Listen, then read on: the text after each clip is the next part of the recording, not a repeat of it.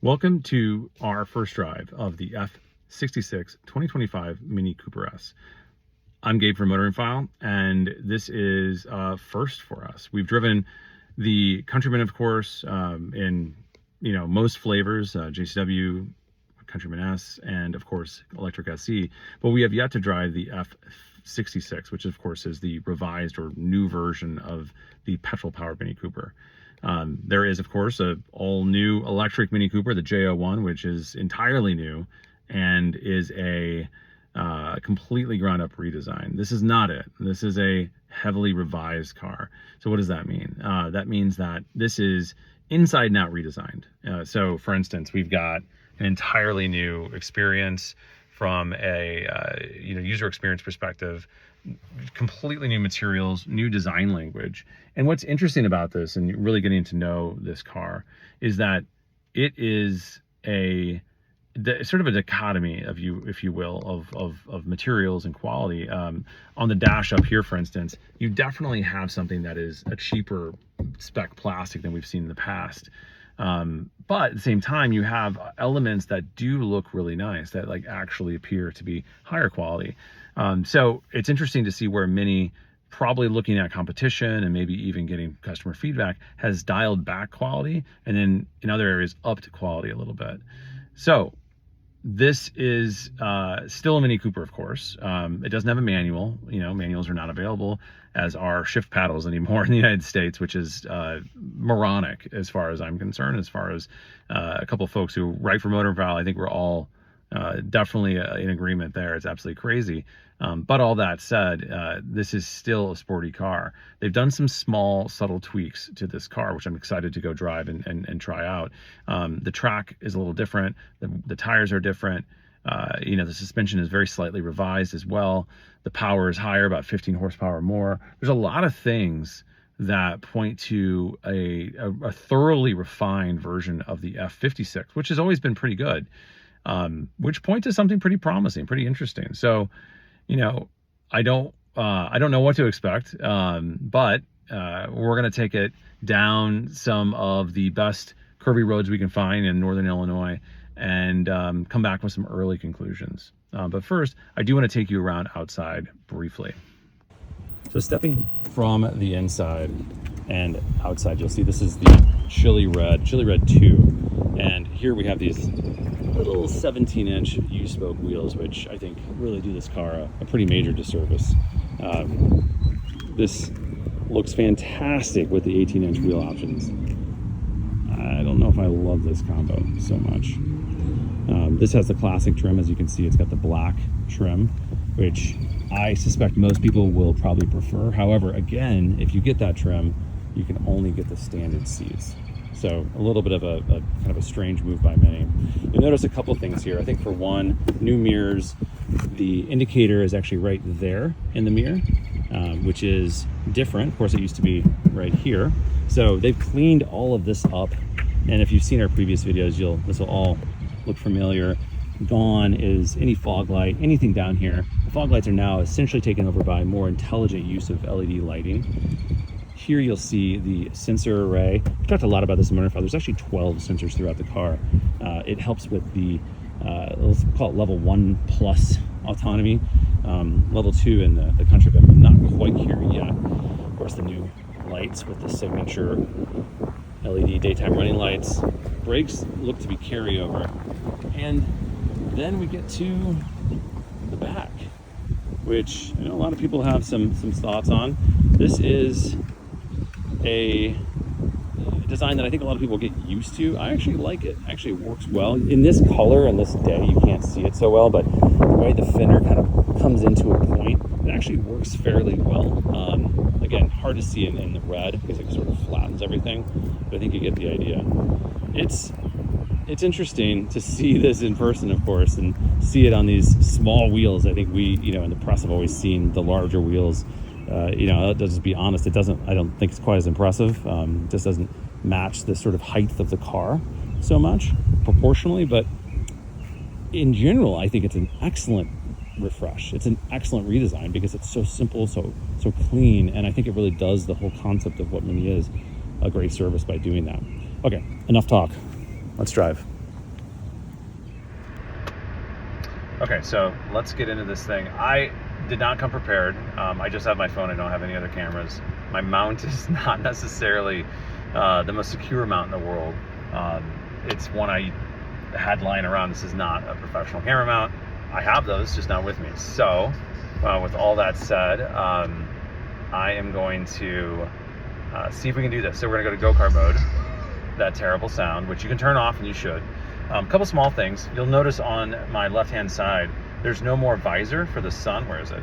There's a grab handle. So this is handy in Europe, or I should say in England, as a handle on the passenger side, maybe for getting in and out if you've got an issue with that. But otherwise, it's just super unfortunate that that's gone, because that was super helpful, especially in sunnier environments. But I don't want this to be negative because of what's been taken away necessarily. There's a lot here that's really interesting. So I'm going to pull the toggle down. We're going to go into drive, and again, let's just hope that this mount actually stays, and we will see how it goes. So straight away, I'm in drive now. I'm going to go to drive low, which, a pro tip, it's sort of the sport setting from previous. So the shift pattern is a little different. We'll see. I mean, the Countryman, it certainly behaved that way. The nice thing about the DCT is it's smooth. I think that's the huge benefit. Gear changes are smooth. They might not be as quick at times as the old Ace and 8-speed. They're not far off, and they are infinitely smoother, which is fantastic. Going through corners right away, I can tell you the car is damped better. It feels more compliant than before, but not necessarily at the detriment of the handling.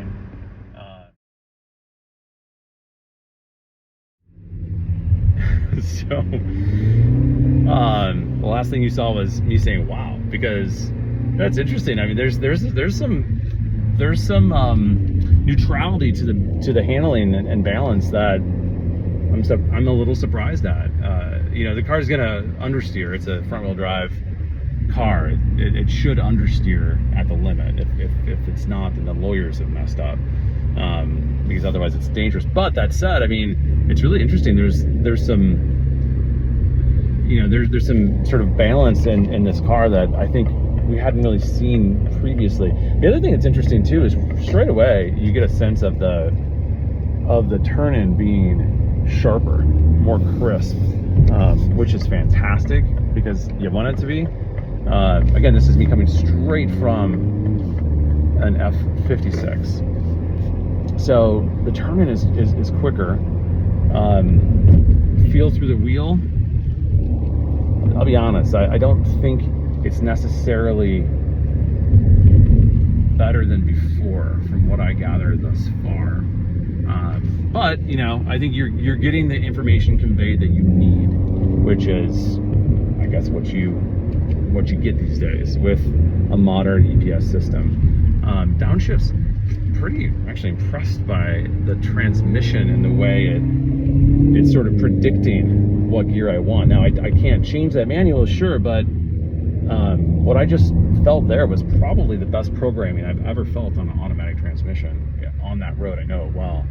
So interesting, certainly promising. And this is, of course, a quick drive. I've done not many miles in this thus far, but there's always a lot you can tell straight away when you know a car pretty well, or the predecessor, and you get in the new one. What you're feeling, what you're seeing, what you feel through your hands, what you feel through your butt. Like, this is all stuff that it does come pretty quickly. You do sort of get that. I'm actually gonna pop a U if I can. The car feels more, I would say, fluid than before. These are non-run flats, which is great. But the suspension, the damping is really interesting. It definitely feels more compliant than before. There's no question about that. And then I think the other thing that's interesting is the steering quicker? I'll have to check the specs. It actually feels like it could be a touch quicker from a ratio perspective, which they did on the Countryman, and that really helped that car greatly. here it's tricky because it's a small car and you don't want it to be too quick. One thing that's still here for sure is torque steer. So you've got more power, you know, a fair amount of torque all going through those front wheels, those front tires, and you do definitely feel that torque steer. They've tried to reduce it, but it's still there. Not terrible, but it's certainly still there. And that, of course, is the limiting factor with the JCW in terms of the power of the JCW. But I think the big surprise for me is the suspension, the way it feels, the turn-in, the crispness of it all. It's genuinely moved on from where the F56 was and is. Not dramatic, but I would say a little bit more than I was expecting in terms of a difference.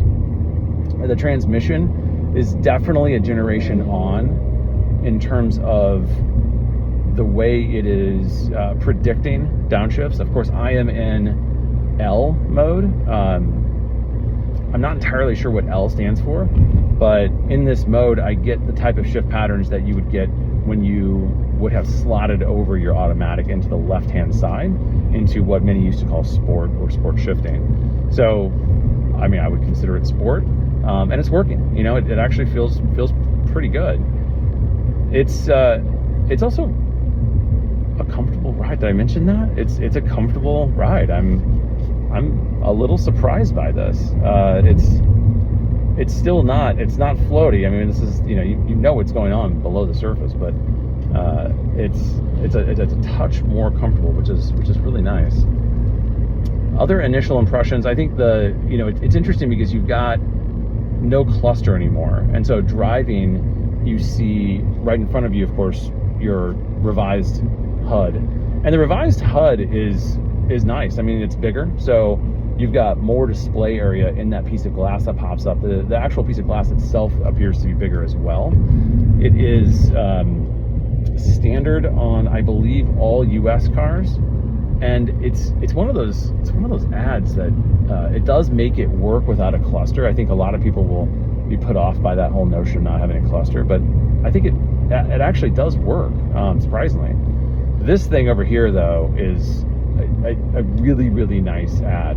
I will say that there was some funkiness when I first got in this car. I am not logged in, and so I was just trying to choose a user and just sort of drive away as guest, and it did take a second for that to sort of, I don't know, kick in or something. Took a minute, not a minute, to be very clear. It took about 10 seconds to sort of figure out what I wanted to do. But that said, I mean, typically if it's your car, you're dialed into this thing, so you don't have to log in. You shouldn't. You can just turn all that stuff off. This is, and as a system, it's variable. I mean, I should say it's editable, if you will. The driving experience, the sort of operating experience is something you can tailor quite a bit.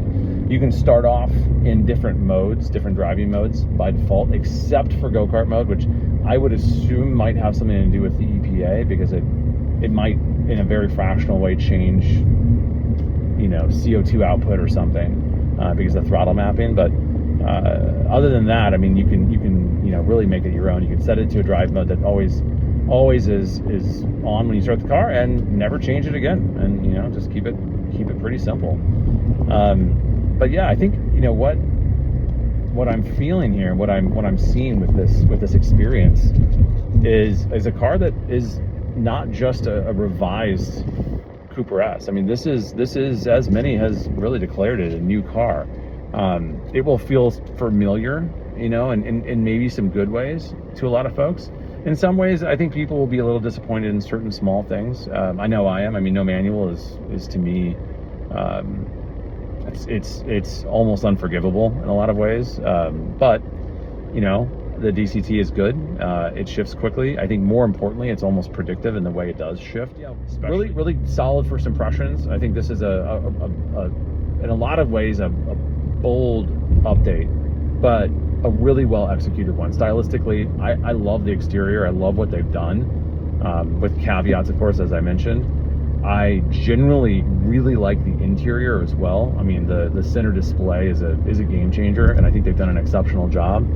It will get better with over-the-air updates for sure, but it's not something that right now there's no glaring issues with it. I think it works really, really well. And I think then, finally, when you consider, this as a small urban fun vehicle, I mean, it hits that mark. It's got some funk to it in terms of style and in terms of simplicity. It's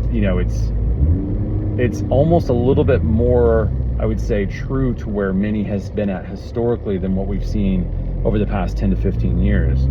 This is a little simpler. It's a little more restrained, but it still has a point of view. It still has sort of a wink to it, a little bit of funk. And I think, to me, that balance is hard to find, and I think they've really achieved it. So far so good. We're gonna have a lot more drives in these cars. This is the very first, and we will be, I'm sure, on track with these things.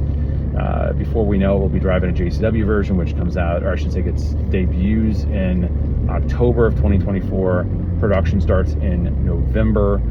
You're gonna see shift paddles on that, and of course different tuning. And I am also pretty excited to see what they do with the Cooper and driving the Cooper C, as they now call it. There's going to be a 5-door version of this. There's going to be a convertible. So you're going to see a lot of this car very, very soon. So if you like the video, give us a like. Of course, subscribe. We've got a lot more videos. Check out the site where you will find a ton more info on all things Mini. Peace.